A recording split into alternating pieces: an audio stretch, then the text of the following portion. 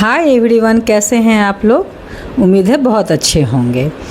आज का जो ये केक है ये 4 kg का पाइनएप्पल केक है। ये एक जंगल थीम का केक है और ये 2 टियर में मुझे बनाना था। ये एक मेरा बड़ा ऑर्डर था। जनरली हम लोग जब 2 टियर का केक बनाते हैं तो 2 या 3 इंच का गैप रखते हैं ताकि दोनों टियर बहुत ही क्लियर और अच्छे से नज़र आए। ये भी 2 इंच का ही गैप है, लेकिन उन्होंने जो मुझे रेफरेंस पिक्चर भेजा था वो दोनों ही टियर थोड़ा टॉल लुक में था। नीचे का टियर मैंने 3 kg का बनाया है और ऊपर का 1 kg का बनाया है। नीचे के टियर के लिए मैंने 8 इंच के 2 मोल्ड में 1.5 kg केक को बेक किया है और ऊपर के टियर के लिए ऊपर का टियर मैंने 1 kg का बनाया है। उसके लिए मैंने 6 इंच के 2 मोल्ड में हाफ kg के केक को बेक किया है। इस तरह से ये मेरा 4 kg का ये बेस बनकर तैयार हो गया है।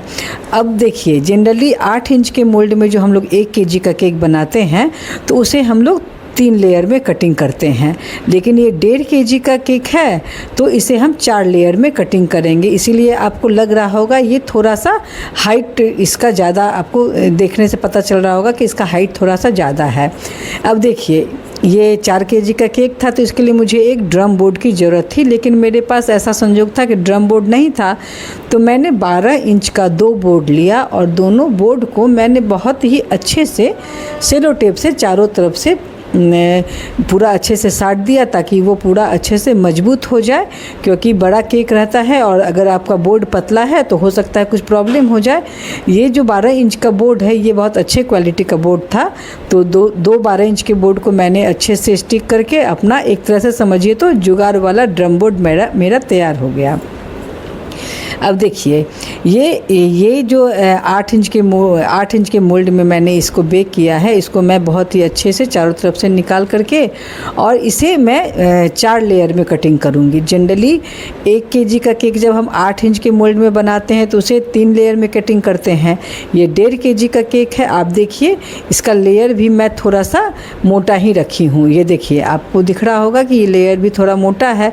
तो दोनों ही 8 इंच के मोल्ड को मैंने 4-4 इंच के 4-4 लेयर में मैंने कटिंग कर दिया। ये मेरा 8 लेयर तैयार हो गया। देखिए, अब आप बताइए इस केक का हाइट कैसा लग रहा है। इसमें अभी क्रीम पड़ेगा, फिलिंग पड़ेगा, तो ये ऑटोमेटिकली जो है ये इसका हाइट अच्छा हो जाएगा। तो मैंने ड्रम बोर्ड पे थोड़ा सा क्रीम लगाया और एक एक करके मैं इस पर बेस डाल के जो भी इसको सोकिंग करके और इसको सारी लेयरिंग मैंने कर दी है।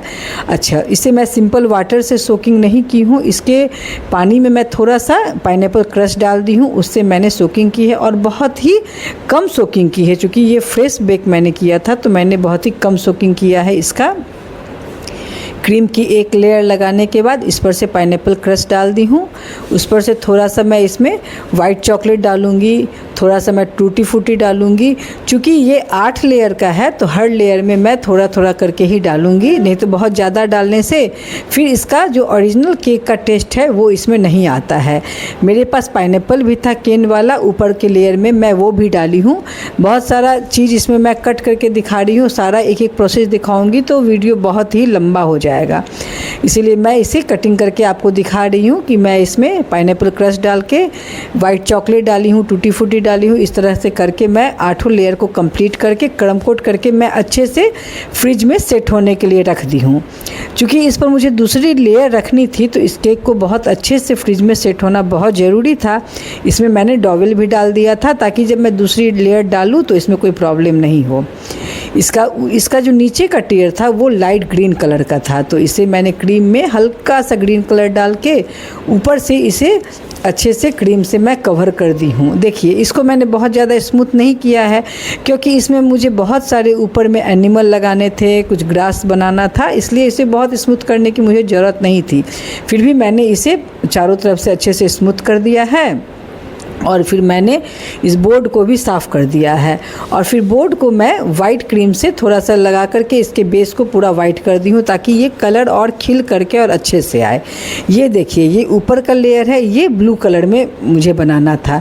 इसे भी मैंने क्रम कोट करके और अच्छे से क्रीम वगैरह लगा के ब्लू कलर से इसकी आइसिंग करके मैं इस दोनों को फ्रिज में सेट होने के लिए रख दी हूँ। और बाद में इसमें भी मैंने डॉवेल डाला है। फिर मैं बाद में एक बड़ा सा डॉवेल बीच में डाल के दोनों दोनों ही केक को मैं स्टैक कर देती हूँ। अब देखिए इस केक में मुझे चारों तरफ से ग्रास नोजल से ग्रास बनाना था, तो मैंने डार्क ग्रीन कलर से इसे ग्रास बनाया है। और डार्क ग्रीन कलर का जो ग्रास था उसमें कहीं कहीं लाइट ग्रीन था, फिर डार्क ग्रीन था, तो मैंने पाइपिंग बैग में थोड़ा सा ग्रीन कलर भी डाला है ताकि ये कहीं कहीं उसका इफ़ेक्ट आए कि कहीं लाइट कलर का ग्रास है, कहीं डार्क ग्रीन कलर का ग्रास है। मैंने चारों तरफ से इसमें ग्रास बना दिया। इसमें भी मुझे चारों तरफ से ग्रास बनाना था, इसमें भी मैंने चारों तरफ से बहुत ही अच्छे से इसमें ग्रास बना दिया।